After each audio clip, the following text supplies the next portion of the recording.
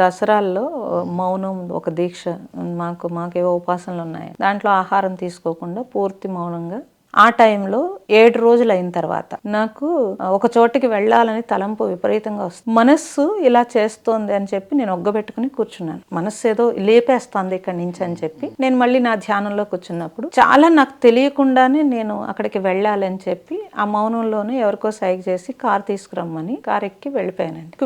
వెళ్ళే వరకు నాకు కుదరలేదు. ఆ ప్లేస్కి వెళ్తే కొండంతా తవ్వేస్తున్నారు. ఆ కొండ దగ్గర నేను చాలా సార్లు ధ్యానం అది పిలిచింది నన్ను. అది పిలిచి నేను అక్కడికి వెళితే ఎంత దుఃఖం వచ్చిందంటే నాకు ఏం చేయలేని పరిస్థితి అక్కడ. నేను అక్కడ ఉన్న పీపుల్ని కానీ అక్కడ ఉన్న గొప్ప వాళ్ళని కానీ అడిగాను, ఈ కొండనంతా తీసేస్తే ఎలాగంటే మనం ఏం చేస్తామండి, గవర్నమెంట్తో మనం ఏమన్నా పోరాడగలమా అని అడిగారు. ఆ కొండ యొక్క రోదన 100 కిలోమీటర్లు దూరంలో ఉన్న నాకు తగిలిందండి. ఎందుకు తగిలింది అంటే ఆల్రెడీ అక్కడ మనం ధ్యానం చేసి ఉన్నాం కాబట్టి ఆ వైబ్రేషన్ యొక్క కనెక్షన్ అది.